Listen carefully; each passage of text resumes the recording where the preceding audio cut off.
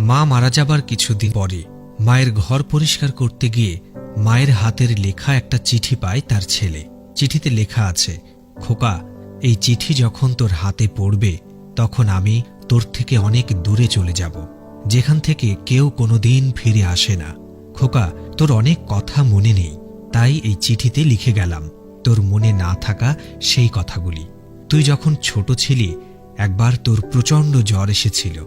আমি দিন রাত ঘুমাতে পারিনি, তোকে বুকে নিয়ে বসেছিলাম, কারণ তোকে বিছানায় শোয়ালেই তুই কেঁদে উঠতি।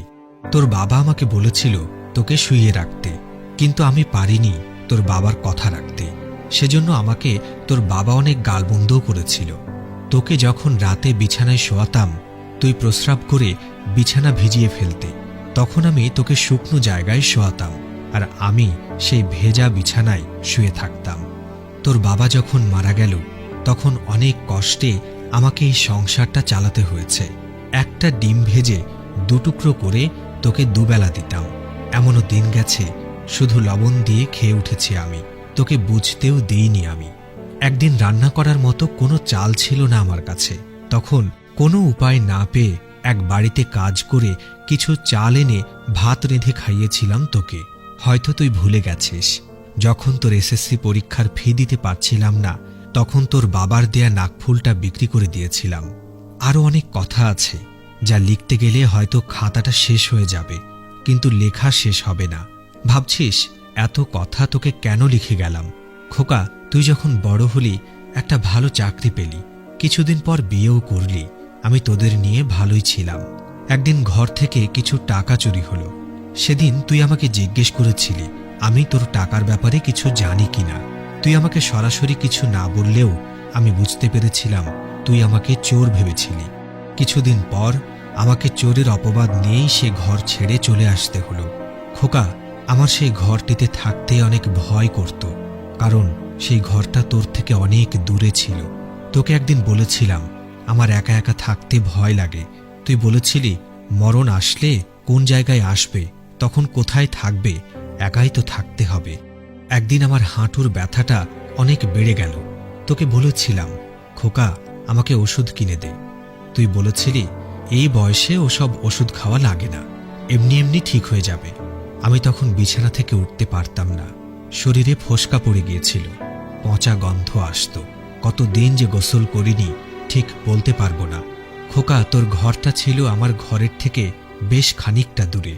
কখন আসিস কখন যাস কিছুই দেখতে পারতাম না, শুধু পথের দিকে চেয়ে থাকতাম।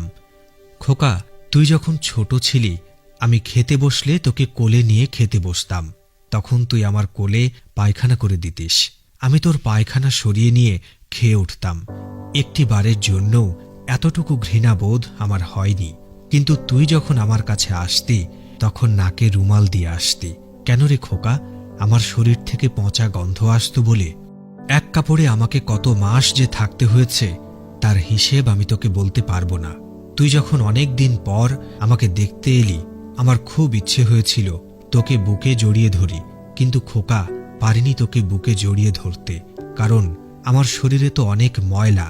যদি তোর দামি দামি শার্ট প্যান্ট নষ্ট হয়ে যায় এই ভয়ে তোকে বুকে নিতে পারিনি রে খোকা। তুই তো আমাকে একবারও জিজ্ঞেস করিসনি মা তোমার কিছু খেতে মন চায়? খাওয়ার কথা থাক, কতদিন যে তোর মুখে মা ডাক শুনিনি তাও ঠিক বলতে পারবো না। আমার কি অপরাধ ছিল খোকা? আমাকে তোর থেকে অনেক দূরে রাখলি। তুই কি পারতি না আমাকে তোর কাছে রাখতে? তুই কি পারতি না আমাকে একটা কাপড় কিনে দিতে? তুই কি পারতি না আমাকে ডাক্তার দেখাতে? আমাকে একটা ডাক্তার দেখালে হয়তো এই পৃথিবীতে আরো কিছু দিন কম কষ্ট সয়ে বেঁচে থাকতাম। খোকা, কোনো মা তার সন্তানের কাছে পেট ভরে খেতে চায় না, কাপড় চায় না, চায় মন ভরে মা ডাক শুনতে। এটিও কখনো বুঝিসনি রে খোকা। তাই তোকে একটা শেষ অনুরোধ করছি, আমার এই চিঠিটা তোর সন্তানদের পড়ে শোনাবি, কারণ বৃদ্ধ হলে তোর সাথে যেন তোর সন্তানেরা এরকমটি না করে। ভালো থাকিস খোকা। ইতি, তোর মা। যদি আজকের এই ভিডিওটি নিয়ে আপনার কোনো মতামত থাকে তাহলে অবশ্যই কমেন্ট করে জানাবেন। আপনাদের যদি এরকম ভিডিও অথবা কোনো গল্প থাকে তাহলে আমাদের পেজের ইনবক্সে যোগাযোগ করতে পারেন। আশা করি আজকের ভিডিওটি আপনাদের ভালো লেগেছে। যদি ভিডিওটি ভালো লেগে থাকে তাহলে অবশ্যই রিয়ান মোটিভেট পেজটি লাইক করবেন এবং অন্যদের এই ভিডিওটি দেখানোর জন্য শেয়ার করবেন। সেই সাথে আমাদের YouTube channel Riyan Motivate subscribe করতে পারেন। আজকের এই ভিডিওটি দেখার জন্য আপনাকে অসংখ্য ধন্যবাদ। ভালো থাকুন, সুস্থ থাকুন।